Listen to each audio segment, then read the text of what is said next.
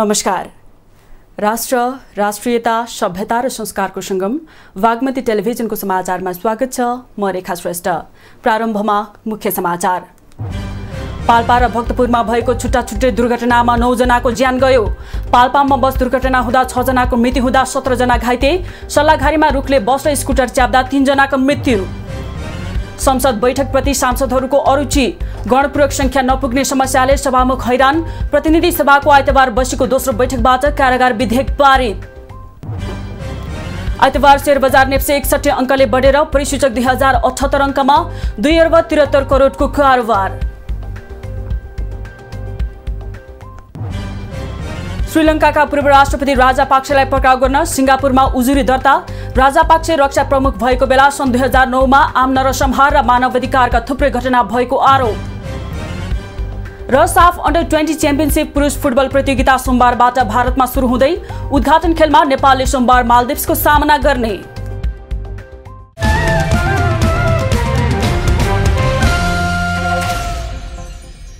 सुरु गरौं बस दुर्घटना सम्बन्धी समाचारबाट। पाल्पामा बस दुर्घटना हुँदा 6 जनाको ज्यान गएको छ। मृत्यु हुनेमा 3 जना पुरुष र 3 जना महिला रहेको जिल्ला प्रहरी कार्यालय पाल्पाले जनाएको छ। दुर्घटनामा अन्य 17 जना घाइते भएको जिल्ला प्रहरी कार्यालय पाल्पाले जनाएको छ। घाइतेहरूको तानसेन अस्पतालमा उपचार भइरहेको छ।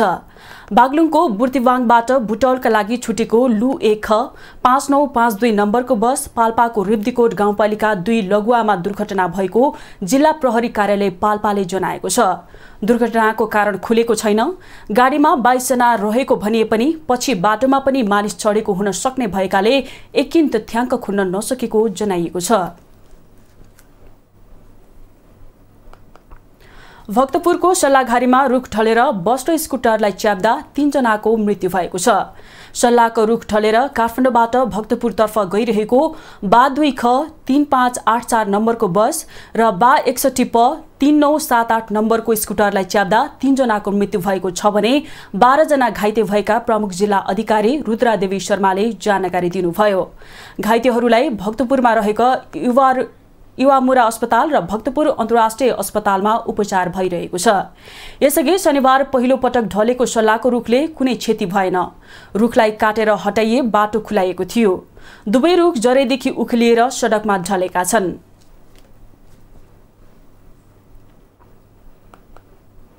पछिल्लो 24 घण्टामा कोरोना संक्रमणका कारण 2 जनाको मृत्यु भएको छ। स्वास्थ्य तथा जनसंख्या मन्त्रालयका अनुसार पछिल्लो 24 घण्टामा 2 जनाको मृत्यु भएको छ भने 347 जना संक्रमित भएका छन्। पछिल्लो 24 घण्टामा 2360 पीसीआर परीक्षणमा 303 जना र 1528 एन्टिजेन परीक्षणमा 44 जना गरी 347 जनामा संक्रमण पुष्टि भएको हो। त्यस्तै थप 95 जना कोरोना संक्रमण मुक्त भएका छन्। हाल देशभर कोरोना भाइरसको सक्रिय संक्रमितको संख्या 3177 पुगेको छ, जसमध्ये 3035 जना होम आइसोलेसनमा र 142 जना संस्थागत आइसोलेसनमा छन्। संस्थागत आइसोलेसनमा रहेका मध्ये 22 जना आइसियुमा र 2 जना भेन्टिलेटरमा छन्। पछिल्लो 24 घण्टामा सबैभन्दा धेरै काठमाडौँ जिल्लामा 169 जना संक्रमित भेटिएका छन्। त्यस्तै ललितपुरमा 35, कास्कीमा 27, मोरङमा 17 र भक्तपुरमा 12 जना संक्रमित भेटिएका छन्। थप 78228 जनाले कोरोना विरुद्धको खोप लगाएको मन्त्रालयले जनाएको छ।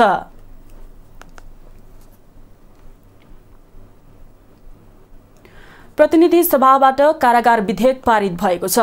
प्रतिनिधि सभाको आइतबार बसेको दोस्रो बैठकबाट विधेयक सर्वसम्मतिले पारित भएको हो। गणपूरक संख्या नपुगेपछि प्रतिनिधि सभाको पहिलो बैठक भने स्थगित भएको थियो। विधेयक निर्णयार्थ प्रस्तुत गर्न लाग्दा सांसद प्रेम सुवालले सभा हलमा बहुमत सदस्य भए नभएको निक्रियल गर्न सभामुखसँग आग्रह गर्नुभएको थियो। त्यसपछि सभामुख अग्निप्रसाद सापकोटाले 3 मिनेट घण्टी बजाएर गणपूरक संख्या यकिन गर्न निर्देशन दिएका थिए। गणपूरक संख्या 69 हुनुपर्नेमा 67 सांसद मात्रै भएपछि बैठक 15 मिनेटका लागि स्थगित भएको थियो। त्यसपछि बसेको बैठकमा 71 सांसद उपस्थित भएपछि विधेयक पारित भएको हो। प्रतिनिधि सभाको बैठकप्रति सांसदहरूको अरुचि देखा परेको छ। धमाधम विधेयकहरूमाथि छलफल गर्ने र पारित गर्ने प्रक्रिया अघि बढिरहेको बेला पछिल्लो समय सांसदहरू भने बैठकमै जान छाडेका छन्। 69 जना सांसद पनि उपस्थित नहुँदा सभामुख विधेयक पारित गराउन पनि हैरान हुनु परेको छ। बहुमत सांसद संसदमा अनुपस्थित रहँदा नियमित उपस्थित हुने सांसदहरूलाई पनि तलब भत्ता खान मात्रै सांसदहरू बैठकमा पुग्छन् भनेर नागरिकले सबैलाई एउटै नजरले हेर्ने दृष्टिकोण बनिरहेको छ।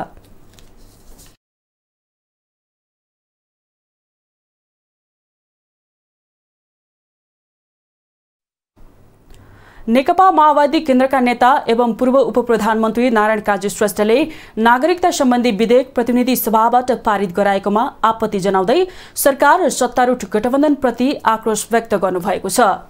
अन्तर्वस्तु र पद्धति दुवै हिसाबले गलत ढंगले सो विधेयक प्रतिनिधि सभाबाट सरकारले र सत्तारूढ गठबन्धनले पारित गराएकोमा सत्तारूढ गठबन्धनकै एक वरिष्ठ नेता श्रेष्ठले रोष प्रकट गर्नुभयो।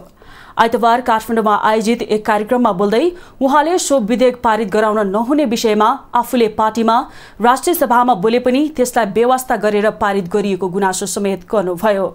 दलहरूमा वैचारिक राजनीतिक स्खलन भएपछि यस्तो अवस्था आएको नेता श्रेष्ठको भनाइ थियो। पहिलो समस्या विचारको अस्पतालको समस्या होइन, आइडियोलोजिकल कल्चरल डिजेनरेसनको समस्या हो, वैचारिक सांस्कृतिक स्खलनको समस्या हो, निष्ठा कमजोर हुँदै गएको समस्या हो, तात्कालिक राजनीतिक स्वार्थहरूबाट प्रेरित हुँदै गएको समस्या हो। नेता श्रेष्ठले दलहरूले तत्कालीन राजनीतिक स्वार्थ प्रेरित भएर अघि बढ्ने गरेकाले पनि मुलुकको राष्ट्रियता खतरामा पर्दै गएको दोहोर्याउनुभयो।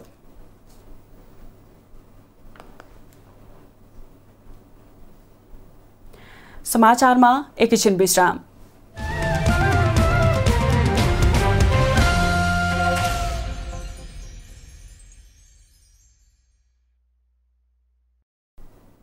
हामी समाचारको निरन्तरतामा छौं। अब बाँकी समाचार।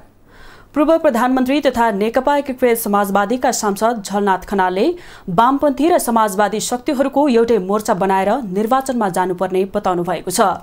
आइतबार नयाँ बानेश्वर स्थित संसद भवनमा सञ्चारकर्मीहरूसँग संक्षिप्त कुराकानी गर्दै पूर्व प्रधानमन्त्री खनालले देशका वामपन्थी र समाजवादी शक्तिहरूको एउटै मोर्चा बनाएर निर्वाचनमा जाने छलफल भइरहेको बताउनु भएको हो।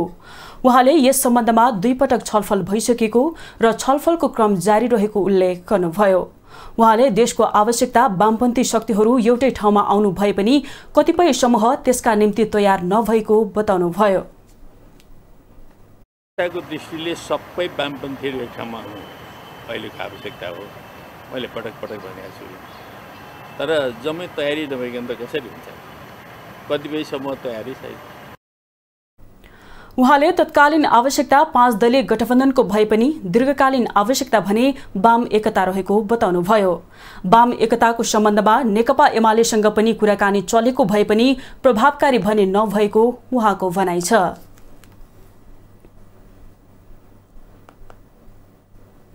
जनता समाजवादी पार्टी नेपालका सांसद रामबाबु कुमार यादवले मध्य प्रदेशलाई सुक्खाग्रस्त क्षेत्र घोषणा गर्न माग गर्नुभएको छ। आइतबार प्रतिनिधि सभा बैठकको विशेष समयमा बोल्दै सांसद यादवले खेतीको समयमा पानी नपरेर मध्य प्रदेशका किसानहरू समस्यामा परेको बताउनुभयो। उहाँले मध्य प्रदेशलाई सुक्खाग्रस्त क्षेत्र घोषणा गर्न माग गर्नुभयो। उहाँले बन्द रहेका नहरहरू सञ्चालन गर्न, बन्द भएका डिप ट्युबवेलहरूमा मोटर जडान गरी सञ्चालन गर्न र विद्युतको जडान गर्न पनि सरकारको ध्यान आकर्षण गराउनुभयो। उहाँले किसानलाई विद्युत पूर्ण रूपमा छुट गराउनु पर्नेमा माग गर्नुभयो। मध्य प्रदेशलाई सुक्खाग्रस्त क्षेत्र घोषणा गरियोस् र त्यहाँको किसानको राहतको लागि पैकेज लिएर आओस्, विद्युत पूर्ण रूपले छुट गरियोस्, सिंचाई गर्नको लागि जुन धान रोपाई गरिसकेका छन् डिजलको भाव आकाशिएको छ, प्रत्येक किसानलाई प्रति बिघा 10,000 को दरले सिंचाई गर्नको लागि, बिउ जोगाउनको लागि, धानको बेर्ना जोगाउनको लागि, भविष्यमा अन्यको बिउ बचाउनको लागि पनि त्यहाँ सरकारले राहत प्याकेज लिएर जाओस्। उहाँले बैंकले कृषिमा लगानी बन्द गरेको भन्दै यसले किसानहरू मारमा परेको बताउनुभयो। सांसद यादवले किसानलाई प्रति बिघा 10,000 का दरले राहत दिनुपर्ने उल्लेख गर्नुभयो।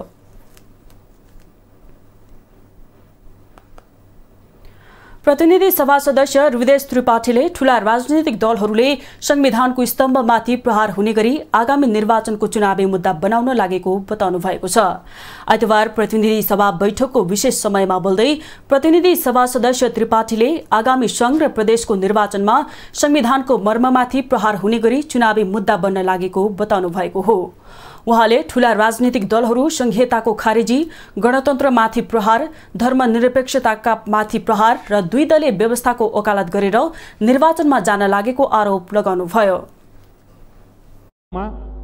संविधानको स्तम्भमाथि नै प्रहार हुने गरी चुनावी मुद्दा वा नारा बन्ने देखिन्छ। संघीयताको खारेजी, गणतन्त्रमाथि प्रहार, धर्मनिरपेक्षतामाथि प्रहार, दुई दलीय व्यवस्थाको विक्षिप्त वकालत जस्ता विषयहरूलाई कथित जिम्मेवार दलहरूले नै नारा बनाई निर्वाचनमा जाने लक्षण देखिँदैछ। प्रतिनिधि सभा सदस्य त्रिपाठीले बैंकहरू नाफामुखी मिटर ब्याजी साहु जस्तो भएको टिप्पणी गर्नुभयो। बैंकहरूले उद्योगमा लगानी गर्न नचाहेको र अनुत्पादक क्षेत्रमा लगानी गरेर देशलाई भार बोकाउन लिप्त भएको बताउनुभयो। बैंकहरूले कानूनले निर्धारण गरे बमोजिमको लगानी कृषि क्षेत्रमा लगानी नगरेको भए पनि राष्ट्र बैंक लाचार भएर बसेको उहाँको भनाइ छ।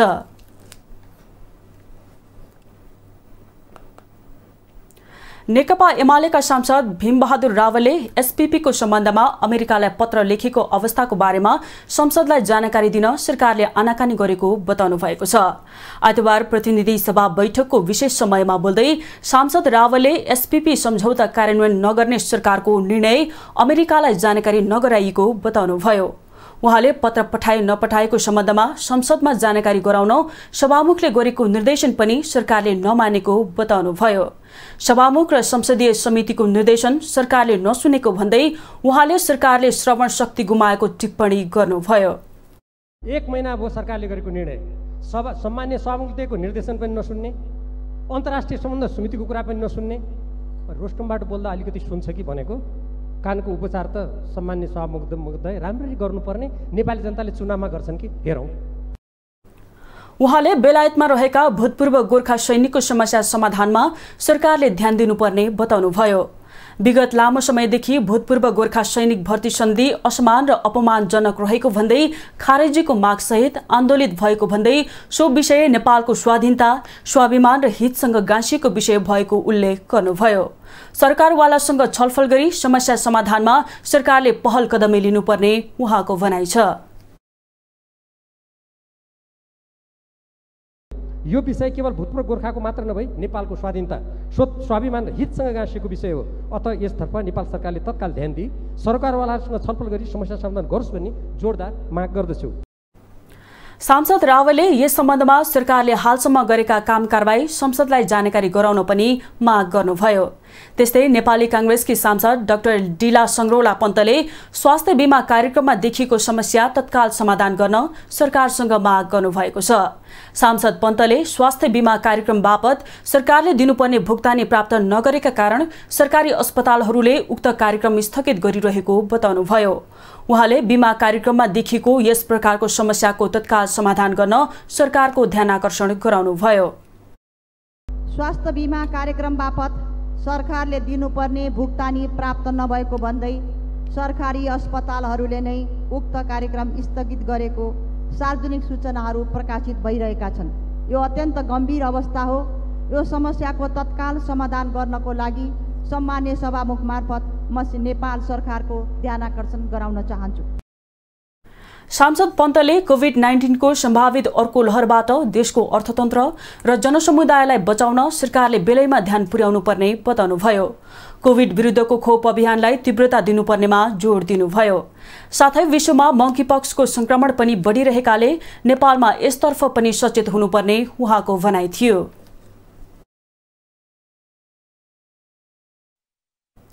राष्ट्रिय प्रजातन्त्र पार्टीका अध्यक्ष राजेन्द्र लिङदेनले अहिलेको सरकार सत्ता टिकाउनमै केन्द्रित रहेको आरोप लगाउनु भएको छ। आइतबार नेपाल प्राज्ञिक परिषद केन्द्रीय कार्य समितिले नेपालको वर्तमान अवस्था तथा वैकल्पिक मार्गचित्रको आवश्यकता विषयक विचार गोष्ठीलाई सम्बोधन गर्दै उहाँले यस्तो आरोप लगाउनु भएको हो। अध्यक्ष लिङदेनले अहिले देशको परिस्थिति सामान्य आँखाले देखे जस्तो नरहेको उल्लेख गर्दै देश पूर्ण रूपले अभिभावकविहीन भएको बताउनुभयो। अध्यक्ष लिङदेनले नेपाली जनताको चाहना विपरीत एमसीसी एसपीपी सम्झौता गर्ने र देशलाई कमजोर बनाउने काम भइरहेको उल्लेख गर्नुभयो। उहाँले कुनै पनि बेला देशले आफ्नो अस्तित्व गुमाउन सक्ने अवस्था देखिन थालेको भन्दै चिन्ता व्यक्त गर्नुभयो। अध्यक्ष लिङदेनले देशलाई दुर्घटनाबाट बचाउन सचेत नेपालीहरू एकजुट हुनुपर्ने बेला भएको स्पष्ट पार्नुभयो। अब हाम्रो भाइ छोराहरूले हाम्रो देशमै गरी खान पाउनुपर्छ भन्नेहरूले अहिलेको विद्यमान जो खास गरी दिल्लीमा भएको 12 बुँदे सम्झौताबाट तय भएको मार्गचित्र छ, त्यसको विकल्पको लागि सबै एक ठाउँ हुनुपर्ने, त्यसको विकल्पको लागि तयार हुनुपर्ने समय आएको छ। अध्यक्ष लिङदेनले राप्रपाले उठाएका मुद्दाहरू कहिले पूरा हुँदैनन् भन्ने गरेको भए पनि एक दिन अहिलेका प्रमुख दलहरू राप्रपाले उठाएको मुद्दामा सहमत हुने दावी गर्नुभयो। आफूले देश र जनताको विकासका मुद्दा उठाएकोले सबै पार्टी सहमत हुने दिन नजिक रहेको बताउनुभयो। समाधानको रूपमा उठाएका मुद्दाहरू कतिपयलाई असम्भव जस्तो, कहिले स्थापना हुन्छ भने जस्तो लाग्न सक्छ, तर एउटा समय आएपछि यही कांग्रेस, यही एमाले, यही माओवादीहरू हाम्रो मुद्दामा सहमतिमा आउन सक्ने समय बन्छ, त्यो परिस्थिति बन्छ।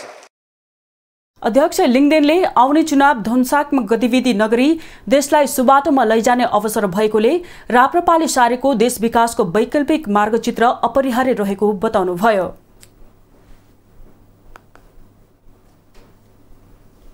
समाचारमा एकैछिन विश्राम।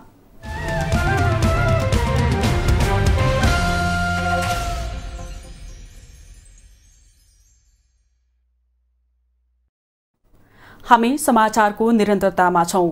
अब बाँकी समाचार। प्रतिनिधि सभा सदस्य लालबाबु पण्डितले संघ र प्रदेशको निर्वाचन मिति घोषणा गर्न सरकारसँग माग गर्नुभएको छ। आइतबार प्रतिनिधि सभा बैठकको शून्य समयमा बोल्दै प्रतिनिधि सभा सदस्य पण्डितले सरकारले निर्वाचनको मिति घोषणा गर्न ढिलाइ गरेको प्रति असन्तुष्टि व्यक्त गर्नुभयो। उहाँले निर्वाचन नगरी गठबन्धन टिकाउनका लागि मिति घोषणा नगरिएको हो कि भन्ने आशंका व्यक्त गर्नुभयो। उहाँले निर्वाचन मिति घोषणा गर्न माग गर्नुभयो। निर्वाचनको मिति घोषणा गर्न किन ढिलाइ गरिरहेको छ? चुनाव नगराउने मनसायले गठबन्धन लामो समय टिकाउनको निम्ति हो कि जनता जान्न चाहन्छन्?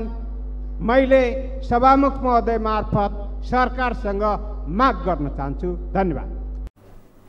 प्रतिनिधि सभा सदस्य वीणा कुमारी श्रेष्ठले रूपन्देहीको तिलोत्तमा नगरपालिका स्थित सिद्धार्थ राजमार्गको ड्राइभर टोल खण्डमा सडकको किनारामा राखिएको बुद्धि मूर्ति तोडफोड गरिएको भन्दै निन्दा र भर्त्सना गर्नुभयो।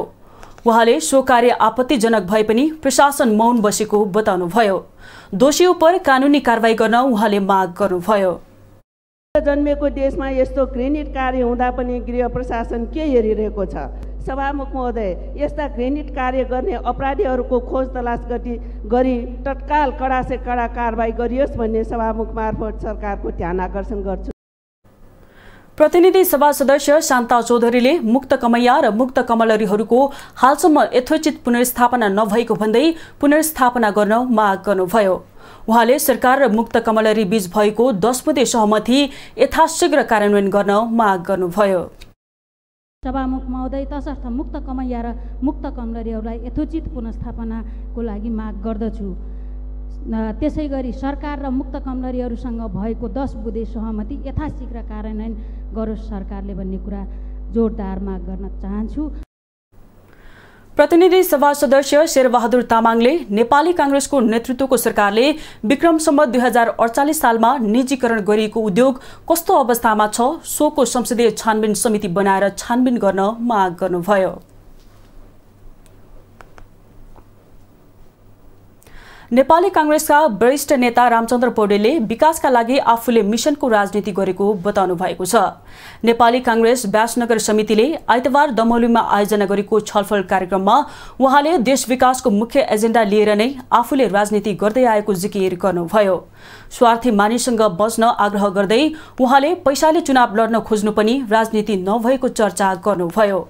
गाउँमै रोजगारी र गाउँमै आमदानी बढाउने मुख्य लक्ष्य अझै पनि पूरा हुन नसकेकाले मानिस शहरतिर विस्थापित भइरहेको भन्दै गाउँमै रोजगारीको वातावरण सृजना गर्न सके मानिस गाउँमै बस्नेमा वरिष्ठ नेता पौडेलले जोड दिनुभयो। कार्यक्रममा तनहु उद्योग वाणिज्य संघका प्रथम उपाध्यक्ष इम कुमार मल्लले कांग्रेसलाई अप्ठ्यारो परेको बेला मात्र व्यवसायी खोजी गर्ने परम्परा अन्त्य गर्नुपर्ने सुझाव दिनुभयो। व्यवसायी वैकुण्ठनाथ मिश्रले पार्टीभित्रका नेता एकजुट हुन नसकेकाले समस्या हुँदै आएको बताउनुभयो।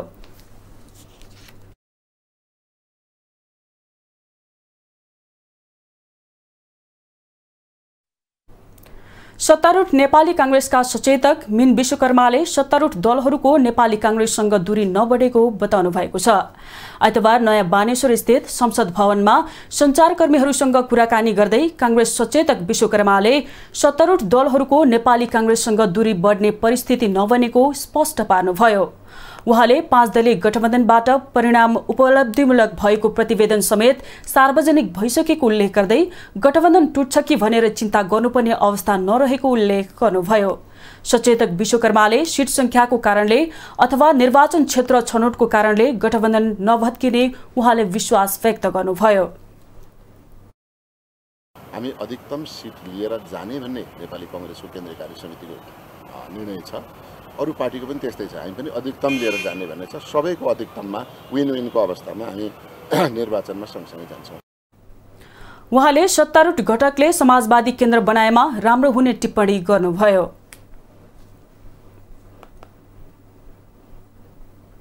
अब आर्थिक समाचार।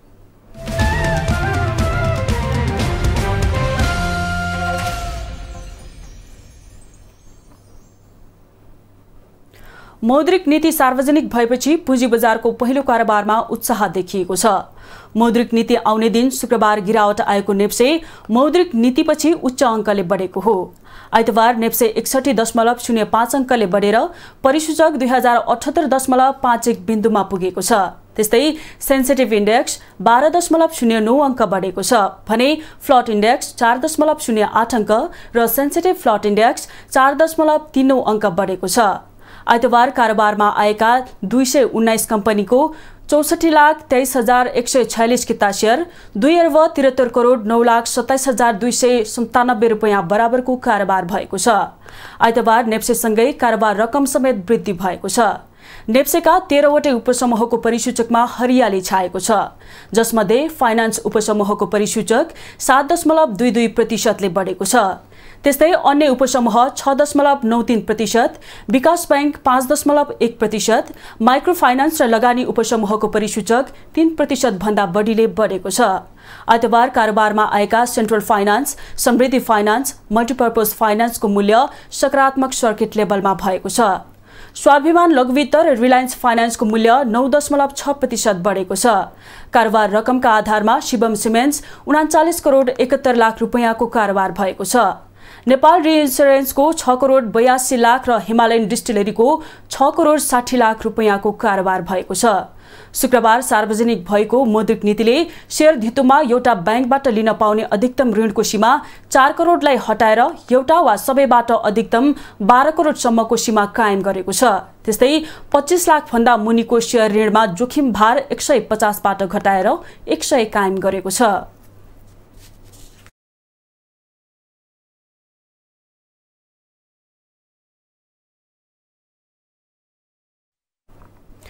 सरकारले सन् 2023 देखि 2033 लाई नेपाल भ्रमण दशक घोषणा गर्ने भएको छ। आइतबार संस्कृति, पर्यटन तथा नागरिक उड्डयन मन्त्रालयले पर्यटन पुनरुत्थान कार्ययोजना सार्वजनिक गर्दै यस्तो घोषणा गरेको हो। पर्यटन मन्त्री जीवनराम श्रेष्ठले कार्यभार सम्हाल्ने क्रम गर्नुभएको रिकभरी प्लान ल्याउने निर्णय अनुसार आइतबार मन्त्रालयले पर्यटन पुनरुत्थान कार्ययोजना सार्वजनिक गरेको हो। कार्ययोजना प्रस्तुत गर्दै मन्त्रालयका सहसचिव होमप्रसाद लुइटेलले सन् 2023 देखि 2033लाई नेपाल भ्रमण दशक 3 महिनाभित्र घोषणा गरिसक्ने गरी तयारी गरिरहेको बताउनुभयो। नेपालको पर्यटन क्षेत्र बुद्धिको विकासका लागि सन् 2023 देखि 2033 को दशकलाई नेपाल भ्रमण दशकको रूपमा बनाउन आवश्यक तयारी अगाडि बढाउन। कार्यक्रममा संस्कृति, पर्यटन तथा नागरिक उड्डयन मन्त्री जीवनराम श्रेष्ठले मन्त्रालयले घोषणा गरेको 73 बुँदे कार्ययोजनाले कोरोना महामारीले परेको असरलाई पुनरुत्थान गरी पर्यटन व्यवसायलाई प्रवर्धन गर्ने काम गर्ने दावी गर्नुभयो। मन्त्री श्रेष्ठले सरकारले नेपाललाई विश्वको एक पर्यटन आगमनको केन्द्र बनाउने गरी काम गर्ने तयारी गरेको बताउनुभयो। र हामीले यो पल्ट चाहिँ अब दशकलाई नै पर्यटन वर्ष भनेर भने पर्यटक दशक भनेर चाहिँ अगाडि बढाउँ भन्ने एउटा सोचाइ चाहिँ अगाडि बढाएका छौँ। र यसले यो एउटा पर्यटनको चाहिँ प्रवर्धनको कुरा, विकासका कुराहरू भनेको यो एउटा अभियान हो भन्ने मलाई लाग्छ। मन्त्रालयले कोरोना महामारीबाट शिथिल बनेको पर्यटन क्षेत्र पुनरुत्थानको लागि गैर आवासीय नेपाली संघको नेतृत्वमा एक नेपाली एक विदेशी साथी नेपाल पठाउ अभियान समेत चलाउने घोषणा पनि गरेको छ। त्यस्तै मन्त्रालयले हिमाल आरोहणको लागि 5800 मिटरदेखि 8000 मिटरसम्मका थप हिमचुलीको आरोहण 6 महिनाभित्र खुला गर्ने तयारी गरेको छ। त्यस्तै प्रयोगमा नआएका विमानस्थललाई वैकल्पिक प्रयोगमा ल्याइने घोषणा समेत मन्त्रालयले गरेको छ। काठमाडौँ उपत्यकाभित्र रात्रिकालीन पर्यटनको प्रारम्भ र प्रवर्धन गर्न काठमाडौँ, पाटन, भक्तपुर र कीर्तिपुरमा रात्रिकालीन सम्पदा यात्रा आगामी 2 वर्षभित्र सञ्चालन गर्ने तयारी रहेको बताएको छ। क्लिन नेपाल, ग्रीन नेपालको अवधारणा अन्तर्गत प्रदेश, स्थानीय सरकार, नागरिक समाज र निजी क्षेत्रसँग सहकार्य गरी महत्त्वपूर्ण पर्यटकीय स्थलहरूमा राष्ट्रिय सरसफाई एवं रङरोगन अभियान 1 महिनाभित्र चलाउने घोषणा गरेको छ।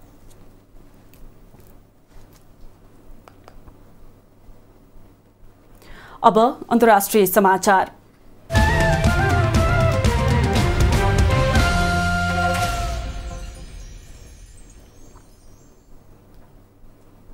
देशबाट भागेर मालदिप्स हुँदै सिंगापुर पुगेका श्रीलङ्काका पूर्व राष्ट्रपति गोटाबाया राजापाक्सेलाई पक्राउ गर्न माग गर्दै सिंगापुरमा उजुरी दर्ता भएको छ। श्रीलङ्कामा दशकमा लामो गृहयुद्धका क्रममा राजापाक्सेले दमन गरेको भन्दै उहाँलाई पक्राउ गर्न एक अधिकारवादी समूहले सिंगापुरको महान्यायाधिवक्ताको कार्यालयमा उजुरी दिएको समाचार संस्था रोइटर्सले जनाएको छ। International truth and justice project संस्थाले दर्ता गराएको उजुरीमा पूर्व राष्ट्रपति राजापाक्से रक्षा प्रमुख भएको बेला सन् 2009 मा आम नरसंहार र मानव अधिकारका थुप्रै घटना भएको आरोप लगाइएको छ। गोटाबाया राजापाक्सेको परिवारले सत्तामा रहँदा देशको आर्थिक अवस्था टाट पल्टिएको भन्दै प्रदर्शनकारीले राष्ट्रपति निवास कब्जा गरेपछि उहाँ भागेर मालदिप्स जानुभएको थियो। मालदिप्स गएको 3 दिनपछि यही जुलाई 13 तारिकमा राजापाक्से सिंगापुर जानुभएको थियो। राजापाक्सेले सिंगापुरबाटै राजीनामा दिएपछि भएको चुनावमा रनिल विक्रमासिंघे राष्ट्रपतिमा निर्वाचित हुनुभएको छ।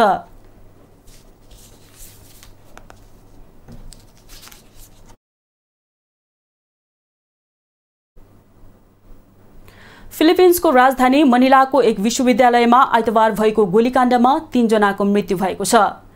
एटेनियो डे मनिला विश्वविद्यालयमा अध्ययनरत कानुनका विद्यार्थीहरू र उनीहरूका परिवारहरू स्नातक समारोहका लागि विश्वविद्यालयमा जम्मा भइरहेको बेला उक्त घटना भएको हो। सर्वोच्च अदालतका प्रधान न्यायाधीशद्वारा उक्त समारोहलाई सम्बोधन गर्ने कार्यक्रम रहेको थियो। प्रहरीले आरोपित बन्दुकधारीलाई नियन्त्रणमा लिएको बताएको छ। उक्त घटनामा मारिनेहरूमा दक्षिणी प्रान्त वासिलानको पूर्व मेयर रोज फुरिगे र उनकी छोरी लगायत रहेको बताइएको छ।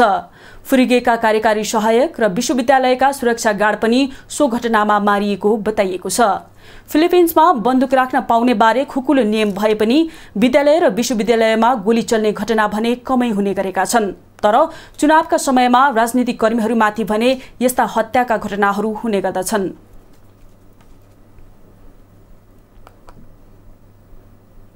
यमनमा अविरल वर्षाका कारण देशका विभिन्न भागमा आएको बाढीमा परि विगत 24 घण्टामा कम्तीमा 8 जनाको मृत्यु भएको छ। राजधानी सानाको पश्चिमी क्षेत्रमा भारी वर्षाका कारण घर भत्किँदा 2 जना बालबालिकाको ज्यान गएको थियो भने धामार प्रान्तमा बाढीले बगाउँदा अन्य 6 जनाको मृत्यु भएको छ। जारी गृहयुद्धका बीच भारी वर्षा र बाढीले थप क्षति पुर्याएको तथा सफा खानेपानी र सरसफाइका धेरैजसो पूर्वाधारलाई भत्काएकाले वर्षायाममा महामारी फैलिन सक्ने भन्दै स्थानीयवासी चिन्तित देखिएका छन्।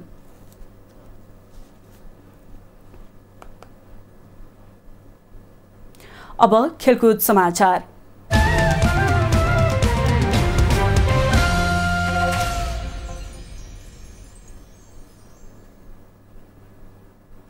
भारतमा आयोजना हुन लागेको साफ अन्डर 20 च्याम्पियनसिपमा नेपाली युवा टोलीका मुख्य प्रशिक्षक मेघराज केसीले आफ्नो टोलीले उपाधि जित्ने दावी गर्नुभएको छ। भुवनेश्वरमा आइतबार भएको प्री म्याच कन्फरेन्समा प्रशिक्षक केसीले नेपाली टोलीको सम्पूर्ण तयारी पूरा भएको र उपाधि जित्नेमा विश्वस्त रहेको बताउनु भएको हो। कोरोना महामारीका कारण पछिल्लो 2 वर्षदेखि उमेर समूहका प्रतियोगिता नभएका कारण यसपटक मुख्य प्रशिक्षक मेघराज केसीले खुला प्रतिस्पर्धाबाट युवा टोली तयार गर्नुभएको छ। प्रतियोगिताका लागि टोलीले 2 महिनादेखि तयारी गरेको र यस टोलीबाट आफूले धेरै आशावादी रहेको बताउँदै उपाधि जित्ने बताउनुभयो। We have prepared before 1.5 months and nice prepared, but only one problem is we don't know about age group game of SAF. Yeah, so just we prepare for our good side. यस्तै प्रिम्याचमा कप्तान आयुष खलानले प्रतियोगिताका लागि आफ्नो टोली तयार भएको बताउनुभयो। Maldives विरुद्ध हुने पहिलो खेलमा 3 अङ्कका लागि खेल्ने उहाँको भनाइ थियो। We have been working very hard for this game, mainly the first match with Maldives. I think we'll take 3 points, and we are Gokhali. We'll fight till the end. प्रतियोगिताको उद्घाटन खेलमा नेपालले मंगलबार मालदिव्ससँग प्रतिस्पर्धा गर्न लागेको हो। भुवनेश्वरको कालिङ्गा रङ्गशालामा हुने खेल नेपाली समयअनुसार दिउँसो 4:15 बजे सुरु हुनेछ। उता पहिलो प्रतिद्वन्द्वीको रूपमा नेपाल विरुद्ध मैदान उत्रिन लागेको मालदिव्सका प्रशिक्षक अहमद शाकिरले नेपाली युवा टोली आफ्ना लागि नौलो रहेको कारण खेल्न कठिन हुने बताउनुभयो। उहाँले आफ्ना अधिकांश खेलाडी मालदिव्सको शीर्ष श्रेणीको लीग खेलिरहेको कारण नतिजा आफ्नो पक्षमा आउने विश्वास व्यक्त गर्नुभयो। यसअघि 19 र 18 वर्षको उमेर समूहमा हुँदै आएको यस प्रतियोगिता यसपटक 20 वर्ष मुनिको उमेर समूहमा हुन लागेको हो। प्रतियोगितामा नेपालले आफ्नो दोस्रो खेल श्रीलङ्कासँग जुलाई 27, भारतसँग जुलाई 31 र बंगलादेशसँग अगस्त 2 मा खेल्ने तालिका छ। राउन्ड रोबिन लीगपछि तालिकाको शीर्ष 2 टोलीबीच अगस्त 5 मा फाइनल खेल हुनेछ।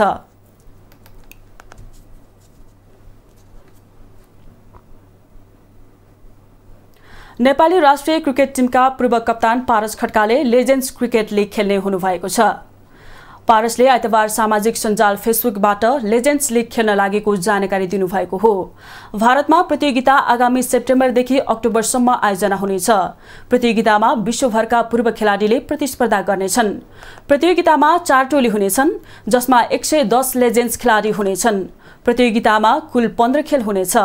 यसपटक पारस सहित 50 खेलाडी पक्का भइसकेको लेजेन्ड्स लीग क्रिकेटले जनाएको छ।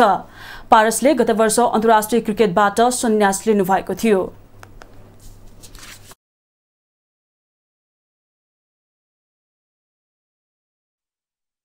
अब मौसम सम्बन्धी समाचार।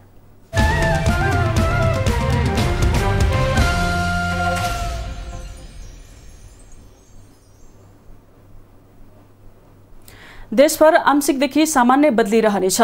देशको केही स्थानहरूमा मेघगर्जन, चट्यान सहित हल्कादेखि मध्यम वर्षाको सम्भावना रहेको छ।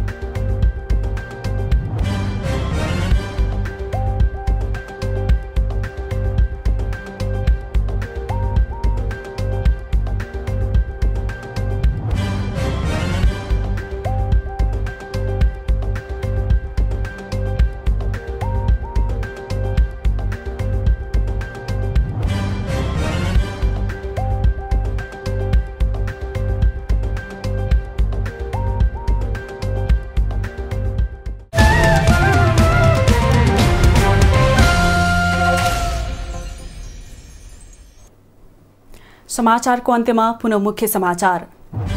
पाल्पा र भक्तपुरमा भएको छुट्टाछुट्टै दुर्घटनामा 9 जनाको ज्यान गयो। पाल्पामा बस दुर्घटना हुँदा 6 जनाको मृत्यु हुँदा 17 जना घाइते। सल्लाघारीमा रुखले बस र स्कुटर च्याप्दा 3 जनाको मृत्यु। संसद बैठकप्रति सांसदहरूको अरुचि, गणपूरक संख्या नपुग्ने समस्याले सभामुख हैरान।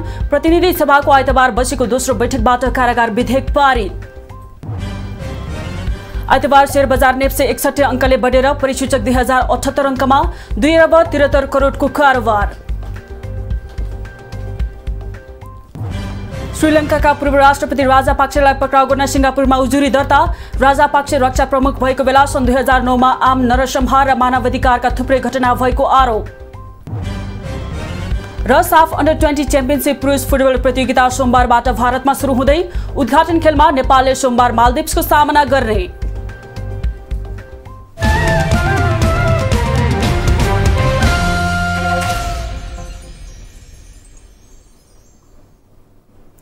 राष्ट्र, राष्ट्रियता, सभ्यता र संस्कार संरक्षणमा समर्पित वाग्मती टेलिभिजनमा प्रसारण भइरहेको समाचार अहिलेलाई यति नै। हेर्दै गर्नुहोला वाग्मती टेलिभिजन। नमस्कार।